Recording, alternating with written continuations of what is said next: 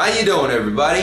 Thanks for tuning in. Thanks for watching this video. My name is Jerry Dai, and I'm here to talk to you about learning Chinese today. Well, a lot of my friends come to me and ask me, Jerry, man, you got this really tough language going on, man. You got the really weird character system, and you have so many weird pronunciations in your language, and also your grammar is just simply very different from what we know. Okay? It's almost impossible for a person to learn Chinese. It's really tough. Well, it's not.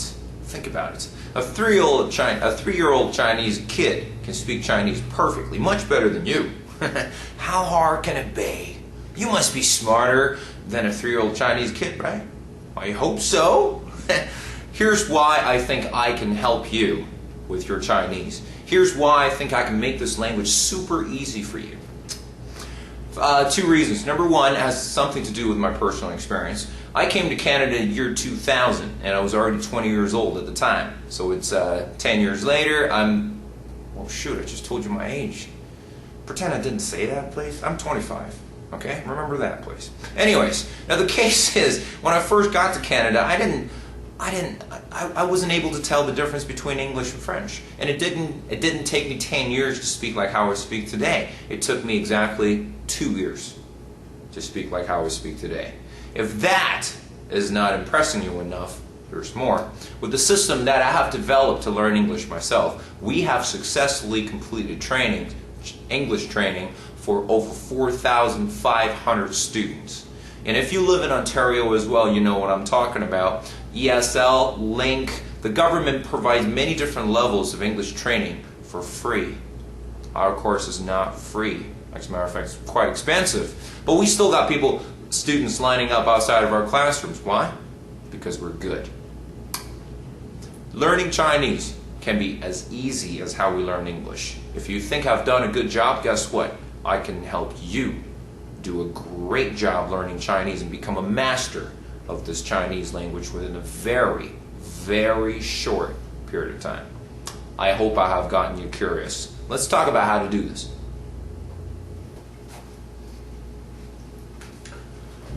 Well, I've already taught some people Chinese, and it worked out very, very well. I'm going to show you exactly what I have done, okay? It's actually very, very simple. My way of teaching is very different. I don't talk about grammar, I don't talk about vocabulary, I talk about establishing habits. How would you do that? Very simple, okay? As you come in, let me teach you one thing right now. How about that?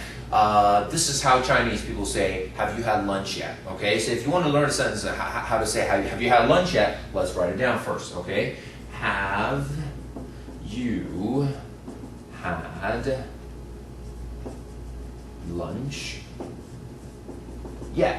I hope you can see the whole thing. Okay, have you had lunch yet?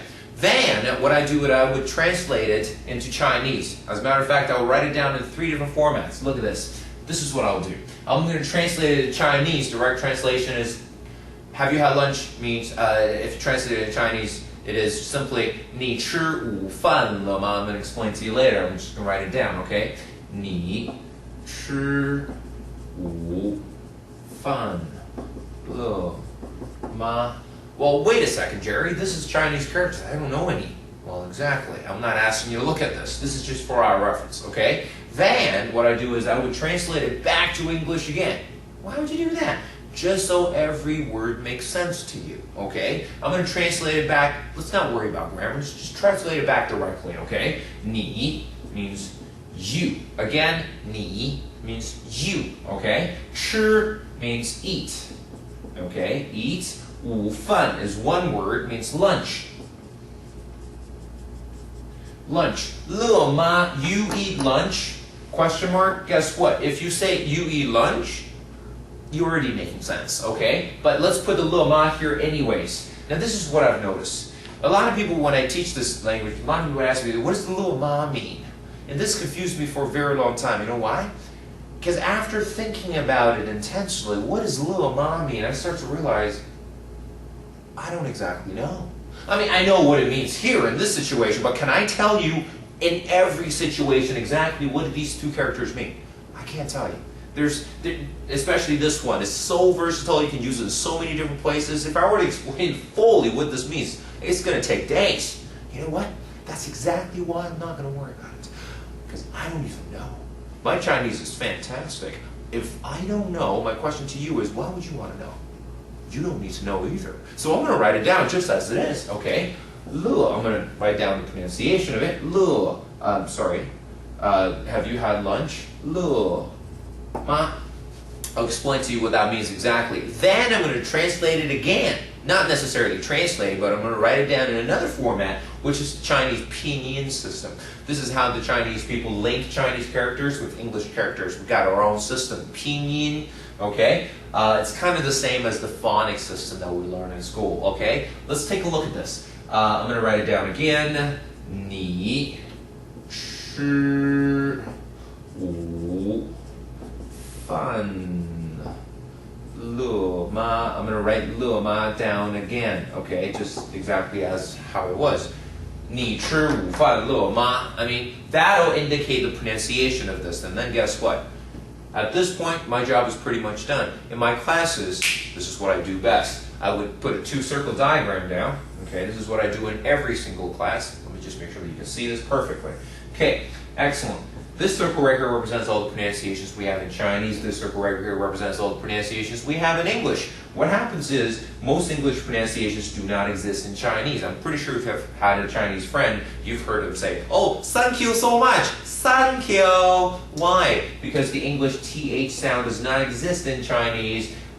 We don't have that sound. I'm sure you've heard of French people saying that too, okay? Thank you, thank you. Why? Because the TH sound is very unique in English. Most other languages don't have this weird pronunciation. So what we do is we come back to our own language and find a pronunciation we used to replace it, which is Chinese people found the S sound. Guess what? I'm not teaching Chinese people English, so what our problem is totally reversed, okay? What happens is, for example, the Chinese thank you, which is 谢谢. Try to say it with me. 谢谢. I'm sure but most of you guys will have trouble with that. Why? Because this is a very unique sound we do not have in English either, okay? Now, my experience is most Canadian people, when they try to learn Chinese, they say 谢谢, 谢谢. Why? Because we would come back to our language and find the SH sound that sounds similar to that, and we use this one to replace this. That's our biggest problem. Now, I've taught thousands of people. I am specialized in correcting pronunciations. So I need to make sure that before you step out of my classroom, I can get you to say this sentence almost exactly the same way as a Chinese person does, which is, listen, 你吃午饭了吗? Okay? If you guys were to ask to say this, you might say, 你吃午饭了吗? Okay? We're pronouncing these things with an English way. I'm going to show you how to do this in Chinese with the tones and everything. I've got my special method. I'm going to show you how to say that. Now, hold on. A lot of people say, oh, so I came to your class. Within the whole class, I learned 你吃午饭了, 你吃午饭了吗? That's it? Well, guess what? That's not it. There's more. You're going to have to go home and exercise, practice this stupid little sentence for at least 4,000 to 5,000 times within a couple of weeks' time.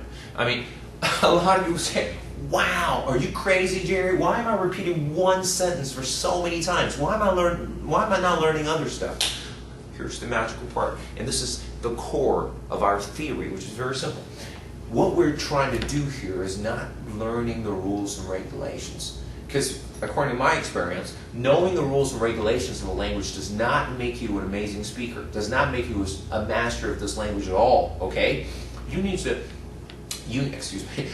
establish habits. You need to make sure that these sounds become familiar to you. You have to have a habit of making these sounds, making these sentences. A lot of people say, oh, I'm practicing this 5,000 times, just one sentence. Tell you what, that's where you're wrong. Because after you did the 5,000 times of practice, you did not just practice one sentence. You've practiced, I don't know, 2, 3, maybe 4, 5,000 sentences, and I'll tell you why. Because Chinese is logical, okay? You learn one way of asking one thing. You've learned many, many ways to ask many, many things. I'll tell you why. You eat lunch, Loma. How about 你吃午饭了吗? Okay, how about we change this to anything edible? Huh?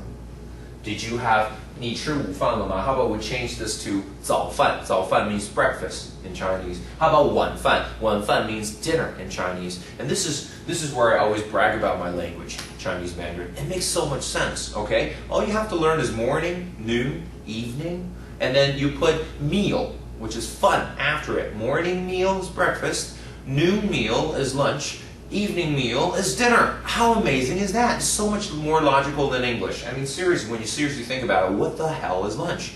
Excuse my language, what the heck is lunch? Okay, I don't know where this word came from, okay? But in Chinese, it just means a noon meal.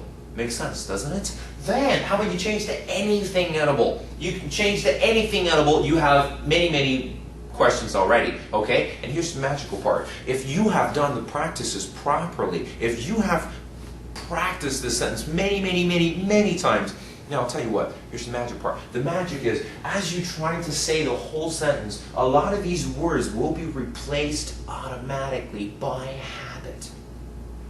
See what I'm saying? You don't have to think about it. The rest of the word, the rest of the sentence comes out automatically. It's just this one word is being replaced.